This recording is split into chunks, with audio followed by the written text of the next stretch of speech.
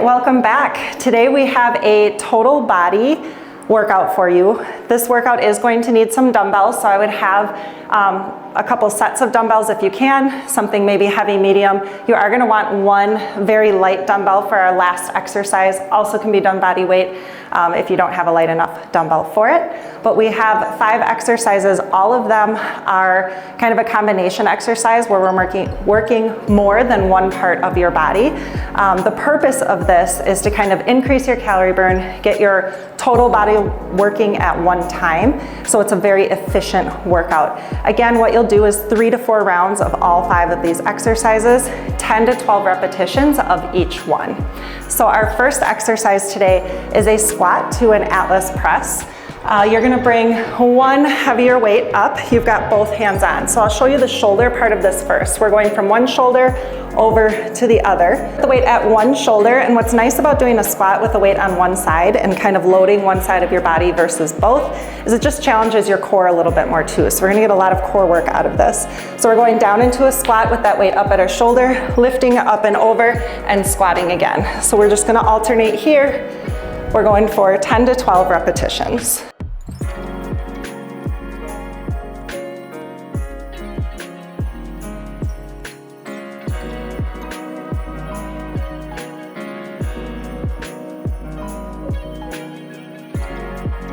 All right, we are moving on to some lunges with a bicep curl. The difference between this and maybe some lunges and bicep curls you've done in the past are we're gonna curl at the bottom of our lunge.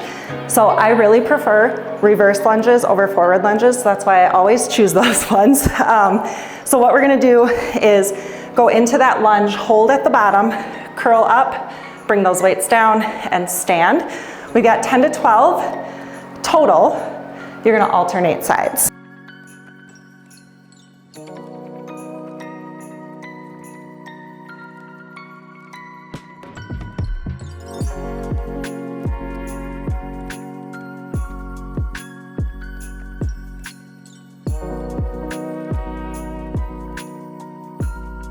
All right, nice job with those lunges. We are moving on to a little more lower body. We've got a sumo deadlift with a heel raise. So you're gonna grab the 2 heaviest weights you have, or maybe one super heavy dumbbell, whatever you've got. We're working our glutes, our hamstrings, and our calves, so the entire backside of our legs is what we're working right now. You're going to get your feet a little wider than your shoulders and your feet turned out at a slight angle. Your knees will stay slightly bent during this exercise, but everything is coming from your hips. So you've got 1 or 2 heavy weights out front. You're shooting your hips back as far as you can go, nice flat back, squeezing to pull, and when you get to the top, you're just coming up on those toes. You get a super high heel raise because of the position that your ankles are in. So as you come up to the top, it's a little lift with those heels, lower back down, just focusing on activating those calves. So again, we've got 10 to 12 repetitions here. Focus on backs of your legs, glutes, hamstrings, a little bit of calves.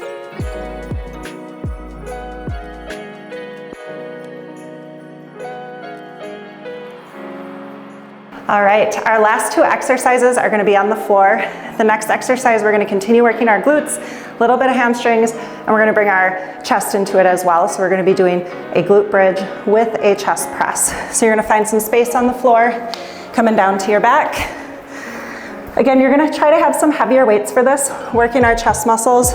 They are pretty strong, so they need heavier weights to challenge them. We're coming back to the floor. Elbows are wide, but a little bit below your shoulder. So you don't wanna be all the way up here. You kind of have a 45-degree angle with those elbows.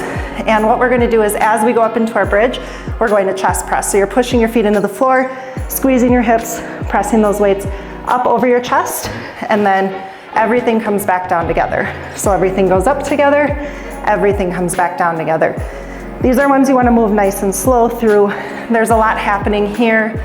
Make sure you're driving your feet into the floor, squeezing your glute muscles to push those hips up toward the ceiling, and then squeezing the fronts of your shoulders together to bring those weights together at the top. So we've got 10 to 12 repetitions here.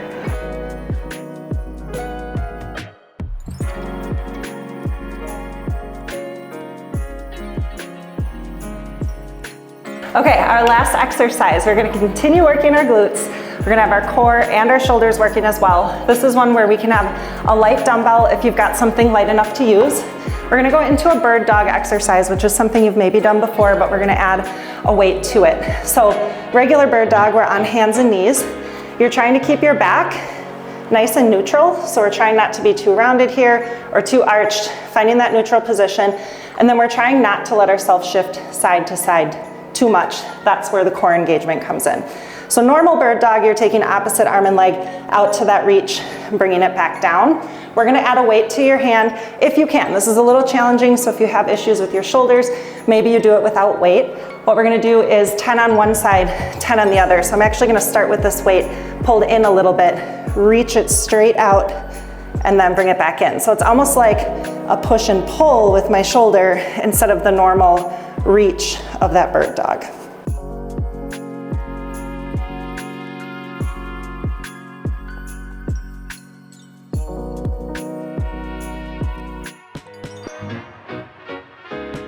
Right, then we're gonna switch sides. So you're just gonna take that weight over to the other side, reset, make sure you're nice and balanced. Same thing on that opposite side. Reach out, pull in.